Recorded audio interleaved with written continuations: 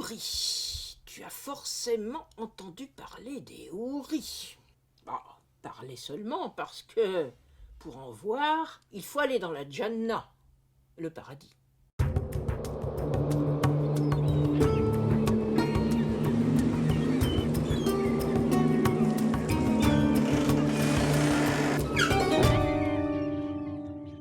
Ce qui est embêtant, c'est que houri en arabe, ça n'existe pas comme ça, c'est pas un seul mot. C'est la transformation d'une expression composée de deux mots, hur ain, qui porte l'idée d'avoir de grands yeux noirs. C'était considéré comme un signe de grande beauté. C'était une expression figée qui n'avait pas de singulier et qui signifiait littéralement avoir le blanc de l'œil très prononcé qui contrastait avec une pupille très noire.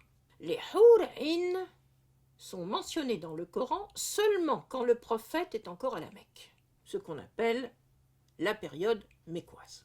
Les hur ain, elles sont promises comme récompense dans leur vie future à ceux qui accepteraient d'adhérer à l'alliance d'Allah, ou si tu préfères, au message de Mohammed. Mais attention, elles sont promises, oui, mais seulement aux Mécois de l'époque.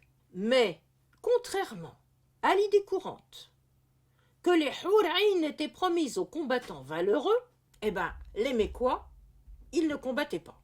Du coup, l'évocation des belles aux yeux noirs ne rencontrant aucun succès, puisque personne n'y croyait, cette évocation s'arrête très vite, et le Coran n'en parle plus jamais. Mais alors, d'où vient cette histoire des 72 vierges promises aux combattants? Il faut attendre à peu près un siècle pour que ce mythe s'invite dans les récits des conteurs populaires, dont le registre jouait sur l'opposition entre le tarhib, la peur de l'enfer, et le tarrib, les délices du paradis, avant que cette idée ne prenne une énorme extension dans la littérature religieuse. Aujourd'hui, le mythe des houris a été détourné comme argument de recrutement pour les candidats au djihad. Ils s'imaginent que 72 vierges les attendraient les plus valeureux d'entre eux une fois au paradis des martyrs.